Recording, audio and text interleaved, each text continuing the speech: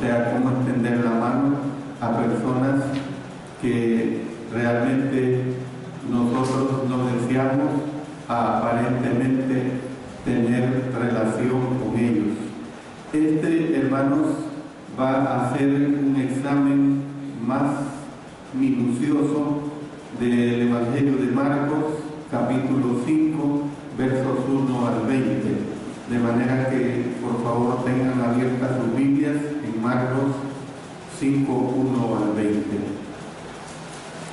La idea de extender la mano a las personas no es nueva. El más grande ejemplo de esta práctica que jamás vivió fue precisamente nuestro Señor Jesucristo. El Señor Jesucristo, en diversidad de ocasiones, extendió la mano a las personas de todos los lugares donde Él anduvo. Lo hizo a los enfermos, lo hizo a los ciegos, lo hizo a las prostitutas, lo hizo a los publicanos, a los pobres, a los afligidos, a pecadores, hermanos, de toda clase. Y los que recibieron este toque, por decirlo así, esta extensión de la mano del Señor Jesucristo, jamás volvieron a ser los mismos. Y nosotros podemos hablar de ejemplos muy claros donde Él extendió su mano, por ejemplo, a los apóstoles, a los 10 leprosos, a las mujeres junto al pozo, al joven rico, a Zaqueo, a el malhechor en la cruz, hermanos, y a otros muchos más. El Señor Jesucristo tendió la mano a ellos. En la iglesia, por supuesto, hermanos, que hemos de ser seguidores de nuestro Señor Jesús. Dice en la primera carta del apóstol Pedro, en el capítulo 2 y el versículo 21, se lee hablando precisamente de esta bendición, y mediante el cual creéis en Dios, quien le resucitó de los muertos y le ha dado gloria, para que vuestra fe y esperanza sean en Dios.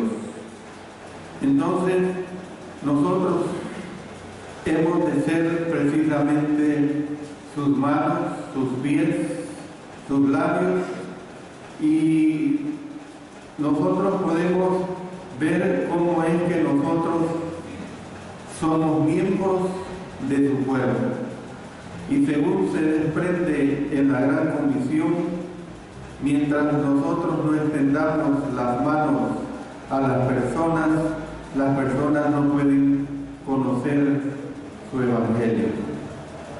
Por eso en Marcos, aquí en Marcos capítulo 5, presenta un relato acerca de cómo Jesús extendió su mano y cómo es que Él tocó a un hombre que era totalmente repulsivo, a un hombre que era totalmente desagradable. Bueno, yo quiero ilustrar esta situación de este relato que se presenta en Mateo. De este incidente habla de 2 endemoniados, mientras que en Marcos y en Lucas solo se concentran en dar cuenta del principal protagonista. Y cuando estoy hablando de personas desagradables, yo quiero ilustrar con los hombres desagradables de cada pueblo. Cada pueblo, lamentablemente yo no sé, el hombre desagradable, el loco desagradable del pueblo de Quesaltepeque. Conozco de el loco desagradable de la ciudad de Chalchuapa, de este niño, un tal Catanica, que todo el mundo le huía. Conozco un hombre que en cierto modo no era tan desagradable en un sentido. En la ciudad de San Miguel se conocía a un loco Telles, así le llamaban, porque él era un hombre eufórico, no le hacía daño a nadie. Sin embargo, hablando con mi esposa me cuenta de la loca Luisa, que todo el mundo le huía, sobre todo los hombres, por sus decisiones malévolas que tenía para con los hombres. Cada pueblo, hermanos, tiene su loco. Cada pueblo tiene a un hombre o a una mujer que son desagradables. Entonces, yo en ese aspecto quiero que nos concentremos. Al igual que Marcos hace ver la situación de este hombre violento, en este relato hay, hermanos, importantes lecciones para nosotros. Y esta es la realidad. Veamos los verdaderos problemas. El texto comienza diciendo en los primeros 5 versículos: vinieron al otro lado del mar, a la región de los Gadarenos, y cuando salió él de la barca, enseguida vino a su encuentro de los sepulcros un hombre con un espíritu inmundo que tenía su morada en los sepulcros, y nadie podía atarle ni aun con cadenas, porque muchas veces había sido atado con grillos y cadenas, mas las cadenas habían sido hechas pedazos por él y desmenuzados los grillos, y nadie le podía dominar. Y siempre de día y de noche andaba dando voces en los montes y en los sepulcros e hiriéndose con piedras. Yo quiero que tenga presente la escena aquí descrita. Tras un largo y agitado día, la noche por fin había llegado. Y en ese momento Cristo dijo a sus discípulos: pasemos al otro lado. Esto es, hermano, precisamente al otro lado del mar de Galilea. Esto era común para nuestro Señor Jesucristo, que en ocasiones, con el fin de apartarse de las multitudes, lo hacía. Y precisamente cuando comenzaba esta travesía, Jesús, que estaba exhausto, que estaba cansado, y nos narra la Escritura que se durmió. Y durante el viaje se levantó una violenta tempestad, la cual calmó. Esto lo vimos en la lección antepasada, que concluyó en la lección del jueves pasado. El relato comienza ya el Señor y sus discípulos habían recorrido unos 8 kilómetros y habían llegado precisamente a la región de los Gadarenos, sobre la ribera oriental del mar. Si lo que Jesús buscaba al llegar a esta región escasamente poblada, si él buscaba descanso, esto fue lo que menos encontró. El texto dice que cuando salió de la barca, enseguida vino a su encuentro de los sepulcros un hombre con un espíritu inmundo. Yo quiero hacer esta aclaración, que era un hombre que tenía una posesión demoníaca, que esta ocurrió en los tiempos de Cristo y de los apóstoles, pero que no ocurre hoy. Hay que dejar, y quiero dejar bien claro esta situación, porque religiosamente hablando algunos quieren sustentar estas situaciones que se dieron en este tiempo como que si tales condiciones continúan. Bueno, se encontraban en una parte de la orilla del lago donde había muchas cavernas en la roca caliza de los acantilados con vista al mar de Galilea. Y en estas cavernas había muchos sepulcros en los cuales se habían puesto los cuerpos de los muertos. Entonces, en los mejores momentos, este sería, por decirlo así, hermanos, un lugar espeluznante, pero de noche. También quiero aclarar que habla que era de noche, pero tal vez la noche no estaba tan avanzada, porque el hombre endemoniado pudo tener una visión de la venida, la llegada del Señor, y lo pudo percibir. Debió haber sido realmente una situación lúgubre, o sea, una situación nada agradable en cuanto a la escena que se estaba dando. ¿Por qué? Porque de los sepulcros salió un hombre poseído por los demonios. Entonces, ¿por qué vivía este hombre en los sepulcros? Fíjense bien, no hay que malentender lo que aquí se está diciendo. No es que un muerto salió de una tumba, no es esa situación. Él vivía en el campo, pues, del cementerio, por decirlo así. Un hombre endemoniado. ¿Por qué vivía este hombre en los sepulcros? ¿Por qué había sido marginado por la sociedad? Bueno, precisamente estaba endemoniado. La gente de aquella región había tratado de sujetarlo, lo hemos leído, con grillos y cadenas, pero no había manera de dominarlo. Y si no había manera de dominarlo, pues al final aparentemente lo obligaron a irse. ¿Ha captado usted, hermano, en su mente el cuadro de lo que describen estos versículos 1 hasta el 5? En el momento que Jesús salió de la barca, dice la Escritura que un hombre enloquecido salió de la oscuridad. Solo imagínense, cualquier persona que actúa dentro de sus situaciones anormales nos asusta. Aún entre nosotros mismos, en nuestra misma casa, cuando de repente percibimos la sombra de uno de nosotros, nos asustamos. No digamos de una persona que verdaderamente estaba endemoniada.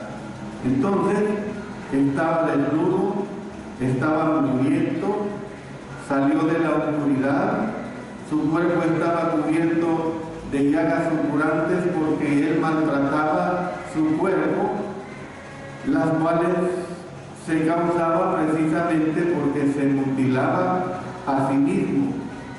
Su cabello estaba totalmente, por decirlo así, embarañado, totalmente despeinado, no era una persona atractiva. Imagínense, usted habló como hombre, pase 3-4 meses sin quitarse su cabello y usted se dará cuenta, y si no se lo arregla, lo horrible que se puede ver. Entonces, hermanos, tenía esta persona ojos de loco. Ojos de loco. Este era el hombre con necesidad de que Jesús le extendiera su mano. Este, hermanos, era el hombre que pondría, mejor dicho, a prueba la disposición de Jesús a extender su mano. Y yo quiero que veamos a continuación una serie de excusas que el Señor pudo haber dado para no tender la mano a este hombre. Vamos a ver al menos 4 de esas excusas. La primera, el Señor podía haber dicho que estaba muy cansado porque era ya tarde, además había tenido un largo y trabajoso día. Él podía alegar que estaba muy cansado, de hecho así había sido ese día para él. Todos nosotros, hermanos, entendemos cómo se siente estar agotado. yo lo he hecho muchas veces, usted a lo mejor lo ha hecho muchas veces, que después de un día agotado usted ya no quiere hacer nada en su casa, aunque salga algo que hacer, aunque se dé una o dos cosas más que hacer. Hay muchos cerca de nosotros que se mantienen activos, a lo mejor porque no desean ser mal vistos por que no se les critique en una situación de cansancio. Bueno, es poco lo que queda después de un día tan cansado, hermanos, para extender la mano a los demás. Muchas veces, hermanos, en nuestro horario tan ocupado, muchas veces tan agotado, no queda un espacio para la obra de la iglesia, lamentablemente hablando. Bueno, esta era la primera excusa que el Señor le pudo haber presentado a este hombre endemoniado. La segunda excusa podía haber dicho que aquel hombre no era responsabilidad suya, que él tenía familiares en la región. Miren lo que dice en Lucas, en el capítulo en Lucas capítulo 8, verso 39, para que nos demos cuenta de que no era un hombre totalmente que nadie daba razón de él. Dice allí en el verso 39, vuélvete a tu casa, noten, vuélvete a tu casa y cuenta cuán grandes cosas ha hecho Dios contigo. Y él se fue publicando por toda la ciudad. Bueno, lo que quiero destacar es que el Señor pues le dijo que volviera a su casa, que volviera a su familia. Entonces, podría haber dicho que aquel hombre no era responsabilidad suya, que tenía su propia familia, de manera que era responsabilidad de ellos. También podría haber dicho que después de todo, él había estado, como dije anteriormente, trabajando muy arduamente en Galilea y que había venido para tomarse unas breves vacaciones. Y entonces él podía argumentar, bueno, que otro se preocupe por él. Uno de los problemas más serios de que adolece precisamente, hermanos, nuestra sociedad es que muy pocos asumen una responsabilidad personal. Y esta es una actitud que comúnmente se refleja en la sociedad, que cuando surge un problema se propone otra solución que va muy aparte del problema que se está tratando, como quien dice, para poner una cortina de humo y no asumir la responsabilidad del problema que se está planteando. Un problema del cual tampoco podemos decir que está exenta la iglesia. Se dice, hay una anécdota muy interesante en el antiguo oeste, que cuando una familia no quería asumir la responsabilidad en un problema, contrataban a un hombre, pero este hombre era un pistolero a sueldo, y este hombre ponía en sus manos o en su carga que él resolviera el problema. Un pistolero a sueldo, precisamente lo que ahora en día se conoce como el sicariato, que se da en nuestros tiempos modernos. A veces, hermanos, sucede que en la iglesia no queremos afrontar los propios problemas de la iglesia y queremos que otros resuelvan nuestros propios problemas, que otros resuelvan nuestras propias situaciones.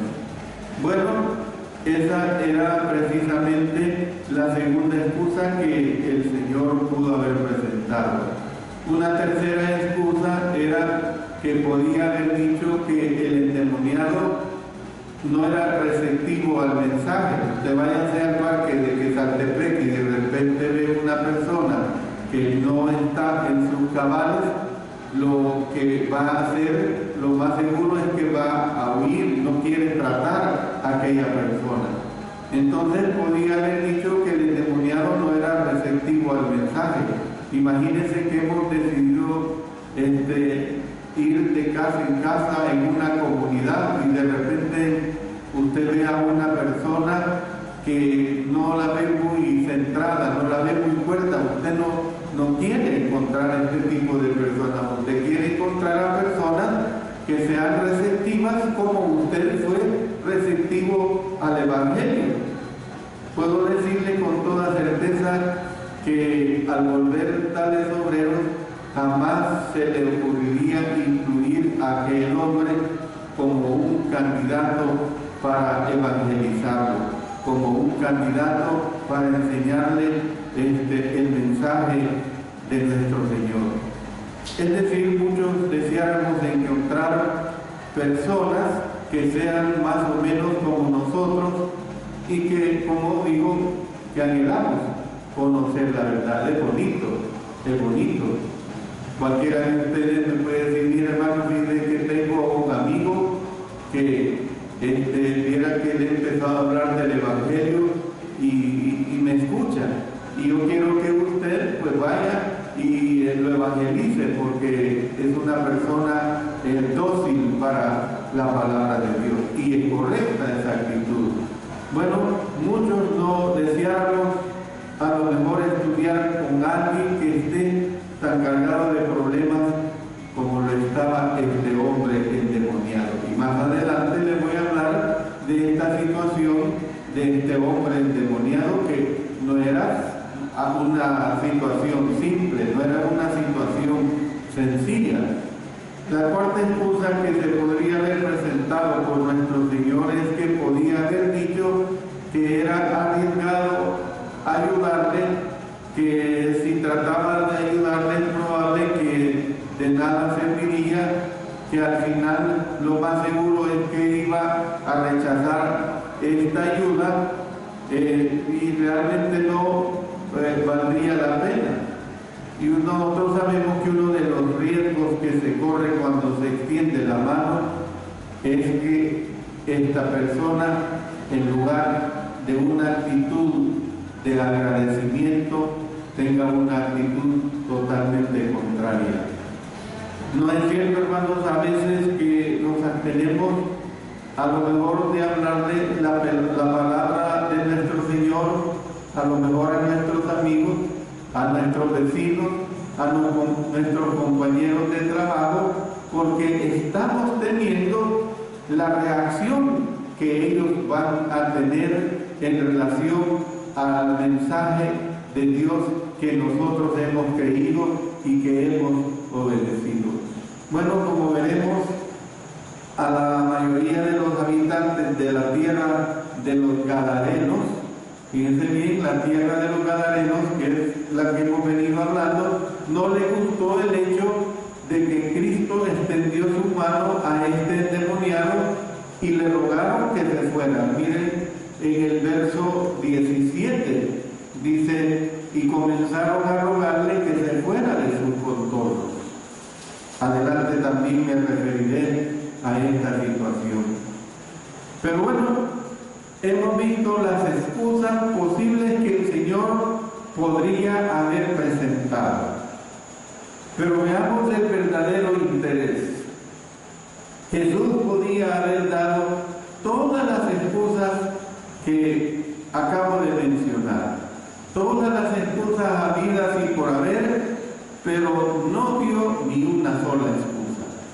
No dio ni una sola excusa, que era lo que le capacitaba para superar esas barreras, para poder ayudar a este hombre que verdaderamente estaba necesitado. Yo le digo una cosa, hermano, una frase simple, sencilla, pero que es muy grande: su amor por la gente. Su amor por la gente. Eso era lo que le hizo a él actuar así, de esa manera. Cristo tenía precisamente su mirada puesta en la gente, se preocupaba por la gente. Esa era su misión. En el endemoniado vio a alguien que tenía necesidad de él. Vio en el endemoniado a un hombre a quien él podía ayudar. Es cierto que este hombre era un hombre repulsivo, era un hombre totalmente desagradable, era un hombre que estaba desorientado y que su vida estaba fuera de control, era un hombre autodestructivo, puede que incluso a lo mejor era un hombre suicida, ¿ven?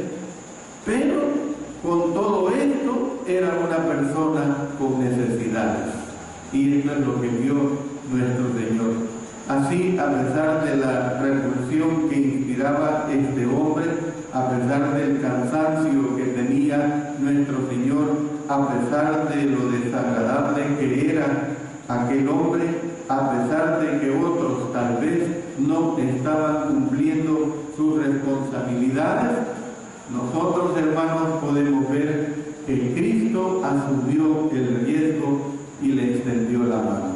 Miren qué bonito. Cristo asumió el riesgo y le extendió la mano. ¿Y cuál es la respuesta? Bueno, la respuesta la vemos a partir de los versos 6 hasta el 16. Allí, hermanos, vemos el poderío de Jesús. Al seguir la lectura, esto es lo que nos narra especialmente en los versos 6 y 7. Cuando el endemoniado vio pues a Jesús de lejos, corrió y se arrodilló ante él y clamando a gran voz dijo, ¿qué tienes conmigo, Jesús, Hijo del Dios Altísimo? Hermanos, en Santiago capítulo 2, verso 19, se recalca que los demonios creen y tiemblan. Los demonios creen y tiemblan. Fíjense que de la boca del hombre salieron estas palabras: te conjuro por Dios que no me atormentes. Te conjuro por Dios que no me atormentes. Parece extraño que rogara de este modo, pues Jesús había venido a sanarle, no a atormentarlo.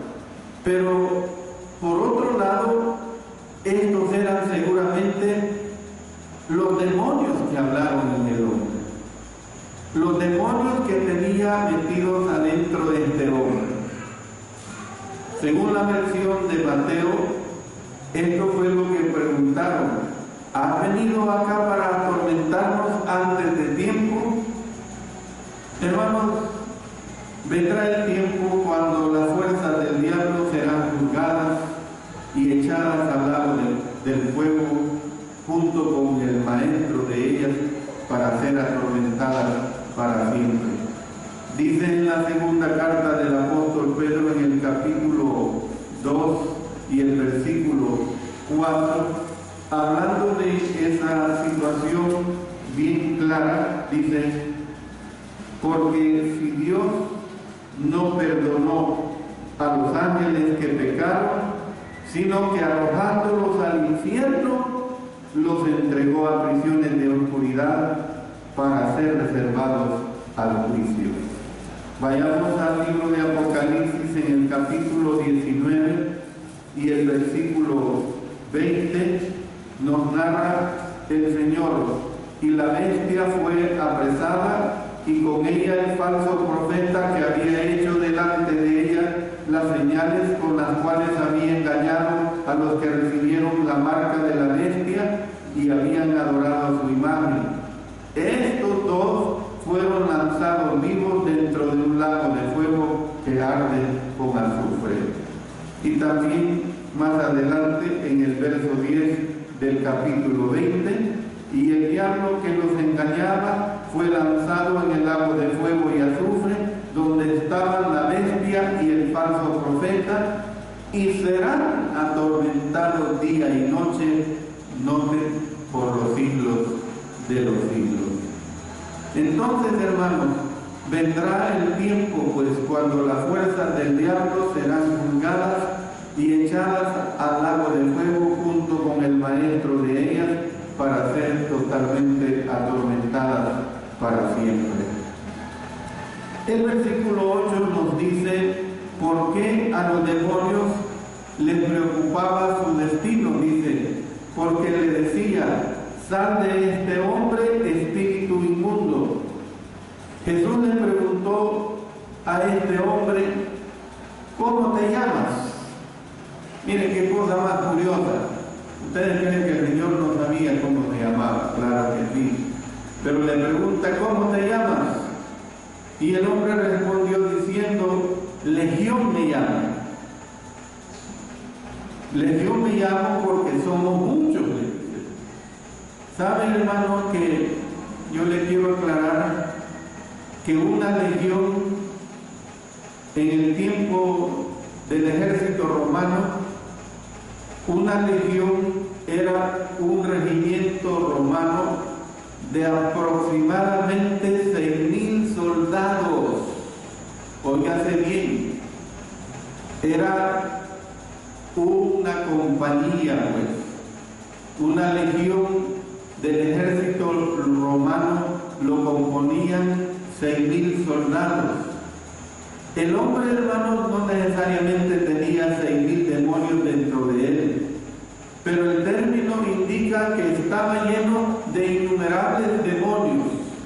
Dentro de poco veremos que entramos, dice la Escritura, en 2.000 cerdos. Ahí lo dice en el verso 13. Notemos que el hombre usó primero el singular al decir legión me llamo, y después usó el plural diciendo porque somos muchos. Es inimaginable la confusión que pudo haberse dado, la confusión que pudo haber tenido este hombre, cuyo cuerpo y cuya mente estaban controlados precisamente por fuerzas demoníacas. Tenía que desquiciar a cualquier hombre.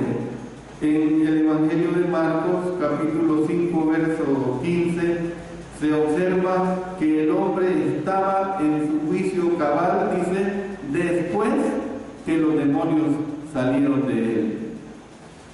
Entonces, hermanos, los demonios comenzaron a rogarle, dice, rogarle mucho a Cristo que no los enviase fuera de aquella región. Ahí lo dice en el verso 10. Lucas escribió que le rogaban que no los mandase ir al abismo. El abismo era el lugar en que normalmente habitaban los demonios, pero estos no querían que el Señor los obligara a volver allí, al menos no por el momento. Querían seguir en su actividad, a lo mejor por un tiempo. Los demonios son tremendos, hermanos, y eran tremendos en aquella época. Sucedió que estaba ahí, dice, ahí cerca del monte un gran hato de cerdos paciendo. El verso 11 lo dice, o sea, un gran hato de cerdos paciendo quiere decir como pastando, como comiendo. ¿Ven? Entonces, tal vez la única manera como los demonios podían funcionar fuera del abismo era en un huésped totalmente viviente. Mira, hay una comparación con esto en relación a las pulgas.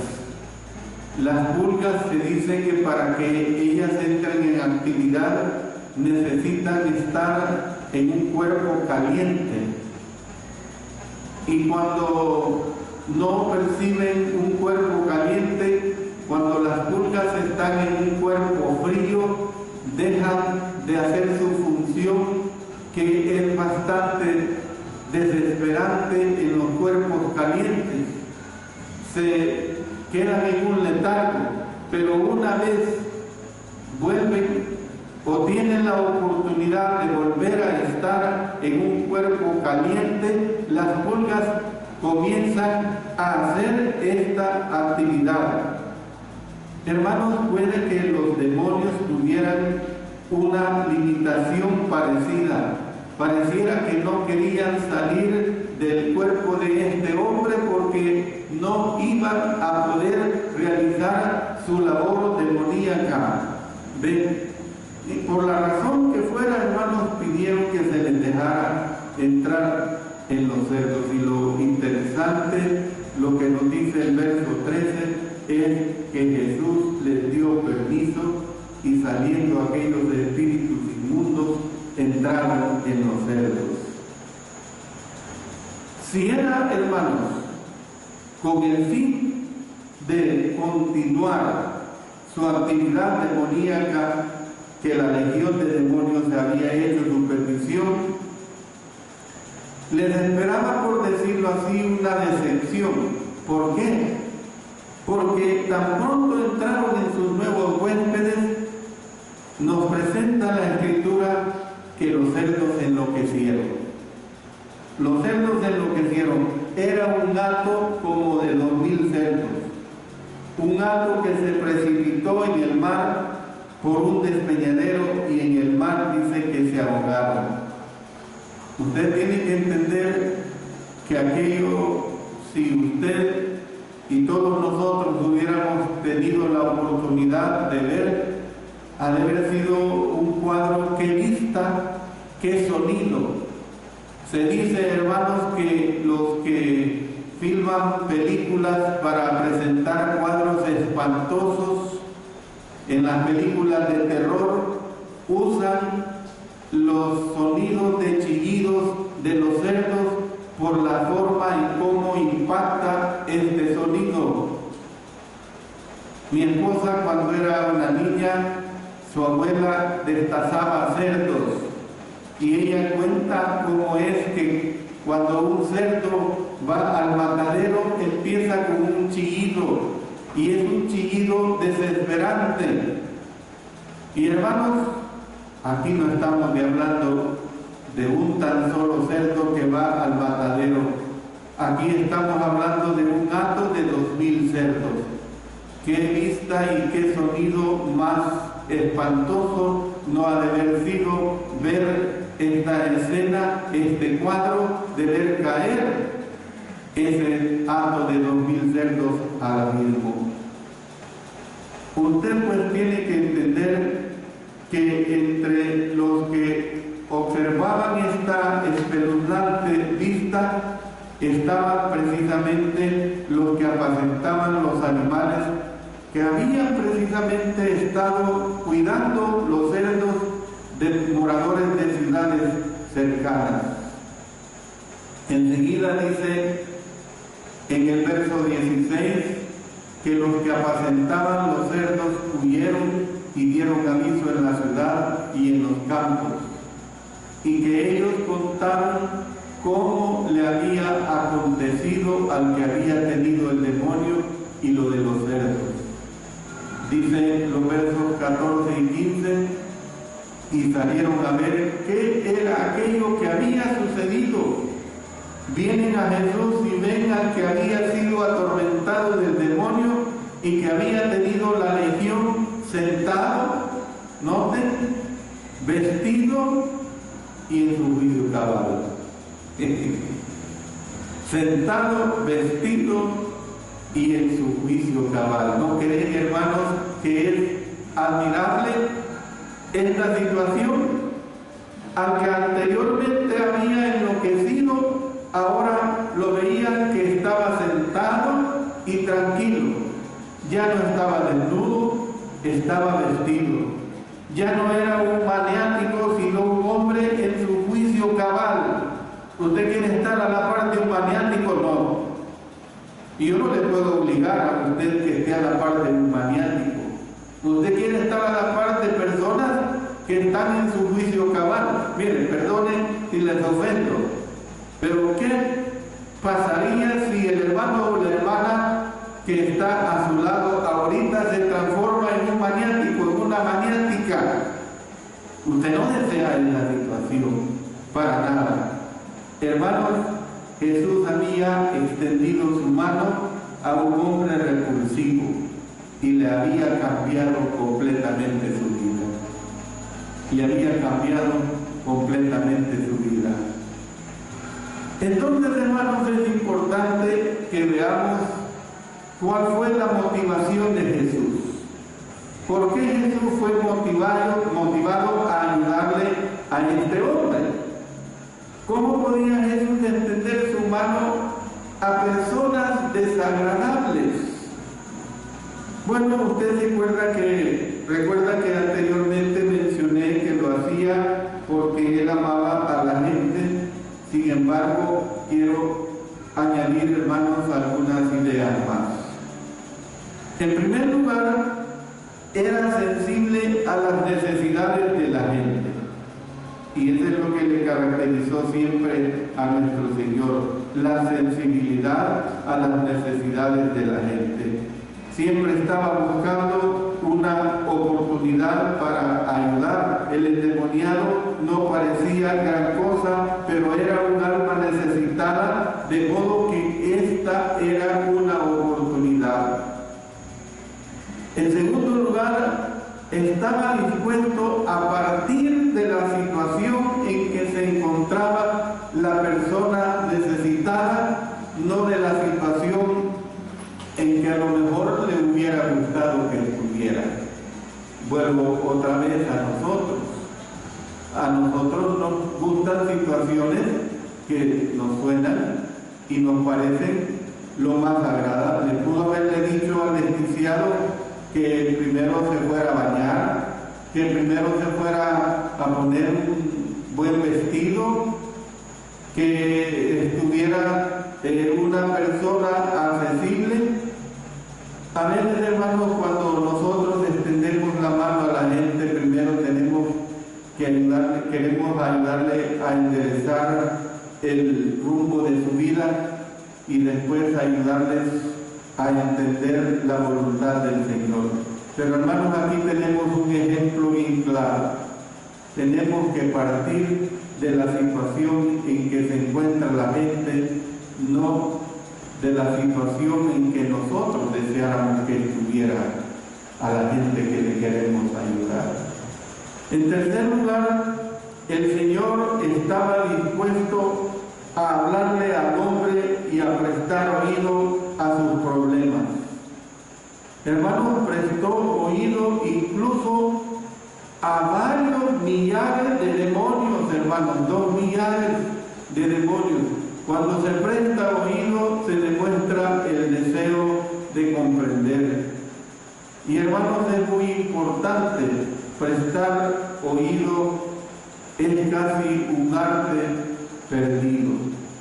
Mire, quizás yo soy el primero, quizás usted es el segundo, el tercero o el cuarto, quizás todos los que estamos participando de esta charla muy edificativa tenemos ese defecto, que de repente alguien nos empieza a contar un problema o una situación en la cual la persona necesita ser escuchada, y eso nos evoca a nuestros propios recuerdos al grado que le interrumpimos y le decimos: a mí me pasó lo mismo, y aquella persona no la dejamos que exprese lo que nos quería expresar, porque nosotros tomamos el lugar de expresar lo que nos pasó en situación semejante. Hermanos, es muy importante el prestar oído, es casi, como decía, un arte perdido. Tenemos que aprender a escuchar. Tenemos que aprender a escuchar, sobre todo a personas que se encuentran en tribulaciones. Y dejemos lo nuestro en último lugar. Pongamos lo nuestro, si es necesario, en aquella ayuda que vamos a prestar a determinada persona, sea un hermano, sea un amigo o sea una persona que está en necesidad. En cuarto lugar, estaba dispuesto a confiar en el poder de Dios. El Señor estaba dispuesto a confiar en el poder de Dios. La vida de aquel hombre cambió no por la psicología humana, sino, hermanos, que cambió por el poder de Dios. Tenemos que entender eso, que las vidas cambian por el poder de Dios. Aunque no tenemos el poder milagroso de Jesús, Dios todavía nos ha dotado de poder. Tenemos el poder de la palabra, porque no me avergüenzo del Evangelio, porque es poder de Dios para salvación a todo aquel que cree, al judío primeramente y después al griego. Y el poder de Dios está activo precisamente en nuestras vidas. Miren lo que dice en Efesios, en el capítulo 3 y el versículo 20, nos exhorta y nos anima en una forma muy edificante.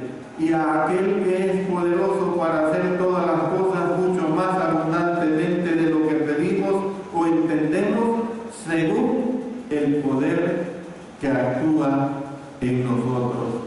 Hermanos, aprendamos a depender de Él en lugar de depender de nuestros limitados recursos. Quiero tomar en cuenta la última parte de este mensaje. ¿Cuáles fueron los resultados que se dieron, hermanos? ¿Cuáles fueron los resultados que se dieron? ¿Cuál fue el resultado de que Jesús extendiera su mano a este endemoniado repulsivo? Bueno, un hombre fue transformado. Ya vimos algunos de los resultados. Por ejemplo, a una vida se le enderezó por completo el rumbo. No hay mayor contraste que el observado entre lo que era este hombre antes y lo que fue después de encontrarse con Jesús. Ese es el mayor contraste que nosotros vemos aquí en esta situación. Hermanos, otros no tuvieron transformación alguna. Como ya se ha insinuado, había algunos que no les producía ningún gozo lo que había ocurrido, que en lugar de alegrarse porque se había salvado a un ser humano, dice la Escritura ahí en el verso 15 que tuvieron miedo. Imagínense, tuvieron miedo. Aparentemente temían perder más cerdos y eso es lo que les importaba. Todo parece indicar que pensaban más en los cuerpos que en las personas. Para ellos, tales animales eran más importantes que las almas. La carne tenía prioridad sobre el espíritu. Triste, pero esa era la realidad de muchos de los presentes. Aquellos hombres comenzaron a rogarle a Jesús que se fuera de sus contornos. Miren, qué cosa. Le comienzan a rogar que se vaya. Habían visto a este endemoniado, ellos eran testigos de cómo ese endemoniado se portaba, lo había sanado, lo había visto sentado, vestido, limpio, un hombre totalmente cuerdo, y lo que les interesa más, decirle al Señor que mejor se vaya. Ya no queremos perder más cerdos. Hermanos, realmente, en lugar de rogarle que se quedara para ayudar a rescatar a cualquier otro ciudadano que estuviera oprimido por el diablo, le dijeron que se fuera. Y hermanos, Jesús hizo lo que le pidieron. Jesús hizo lo que le pidieron. No pudieron haber hecho una petición más trágica. Sin embargo, Cristo accedió a complacerlos. Él nunca se quedó en un lugar donde no fuera deseado y jamás obligó a nadie a aceptar los caminos de Dios. Cuando envió a aquellos a la misión de los 70, les dijo: si no lo reciben, sacúdanse el polvo. Déjenles el polvo también. Él nunca obligó a nadie, tampoco podemos nosotros hacer lo mismo. Hemos de dar a conocer lo que podamos de la palabra. Luego, hermanos, si las personas nos piden que nos vayamos, debemos ir. No tenemos que estar presionando a la gente para que nos escuche. Toda una región recibió enseñanza en ese incidente o en ese milagro que el Señor hizo. Y un último resultado debe mencionarse, hermanos: extender la mano a alguien hace que se extienda la mano a otros. Preste oído al resto del relato. Miren lo que dice los versos 18 al 20. Al entrar en la barca, el que había estado endemoniado le rogaba que le dejase estar con él. ¡Qué buena actitud! Mas Jesús no se lo permitió. ¿Pero por qué? Sino que le dijo: vete a tu casa, vete a tu familia, vete a los tuyos, y cuéntales cuán grandes cosas el Señor ha hecho contigo, y cómo ha tenido misericordia de ti. Y se fue, y comenzó a publicar en Decápolis, las 10 ciudades que ya se ha aclarado, cuán grandes cosas había hecho Jesús con él, y todos se maravillaban. Esto es lo que Jesús también nos diría a nosotros, hermanos: vete a tu casa, vete a los tuyos, amigos y familiares, vecinos, y cuéntales cuán grandes cosas el Señor ha hecho contigo y cómo ha tenido misericordia de ti. Habrá quienes protesten a lo mejor diciendo que no tienen ningún amigo que no sea miembro de la iglesia, o que le agraden las cosas de Dios, que le agraden las cosas religiosas. Bueno, en tal situación debe usted hacerlos esos amigos. Debe buscar a esos amigos. Es decir, haga amigos en su vecindario, en su trabajo, en su lugar de estudio, que la gente sepa quién es usted. Hay una frase que alguien dijo que me impactó mucho y me gustó mucho.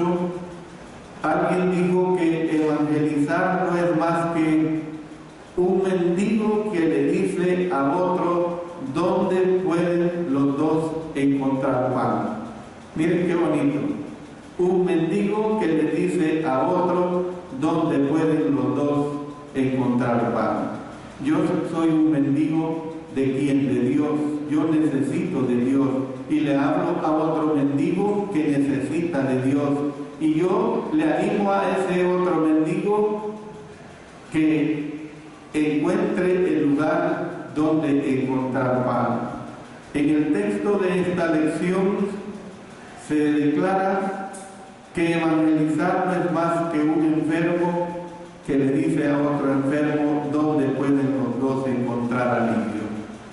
Esa es la situación bien clara. Hermanos, amigos, es posible que muchos de nosotros sepamos en la cabeza, o sea, intelectualmente hablando, que debemos extender la mano a los demás, incluso a los que causan repulsión, para ayudarles precisamente en sus necesidades y para darles a conocer el poderoso evangelio de salvación. Al mismo tiempo, hermanos, es posible que el mensaje jamás nos haya llegado al corazón como para proceder así de esta forma. Tal vez no hemos sido motivados a hacer lo que era necesario para extender la mano.